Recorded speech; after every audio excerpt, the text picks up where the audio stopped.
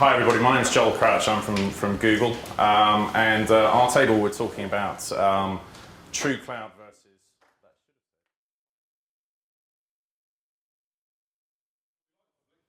Yeah, public's better.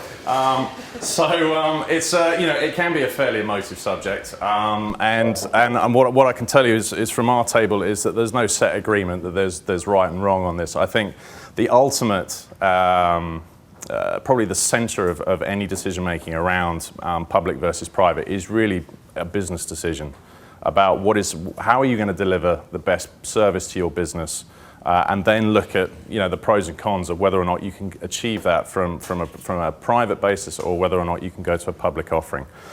Having said that, clearly in different industries there are a number of things that need to be taken into consideration, and one of the biggest things that we battled with, really from a public sector versus private sector, was the whole idea of security, and how important is that in your decision making. When you kind of break down the levels of security, are you actually talking about physical levels of security, or are you talking more about perception and reputational risk that's associated with if you lose something?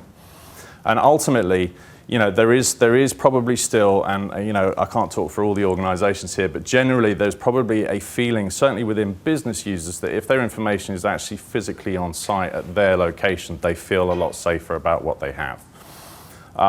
What we've discussed here is that certainly in certain examples that actually it's mainly the case that actually a public offering is probably, or in some cases can be, a lot more secure than what you actually have physically, and that's really again driven through scale and of course a massive impact if there are any sort of secure issues against someone like Google, for example.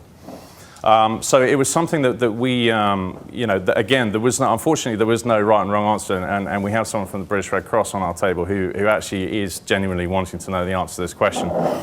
And I'll be talking to him about public cloud after this, so done deal there, I think. So I think the other areas that we looked at again was really, in particular, integration with back-end systems.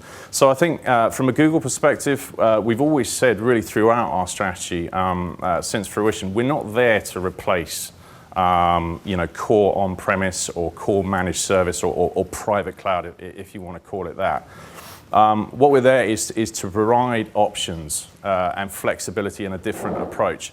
And I think, again, if you scrape back the covers of business decisions and exactly what you're trying to deliver as a service, our view is that there is core data, and that's something that doesn't necessarily go into a public space, right?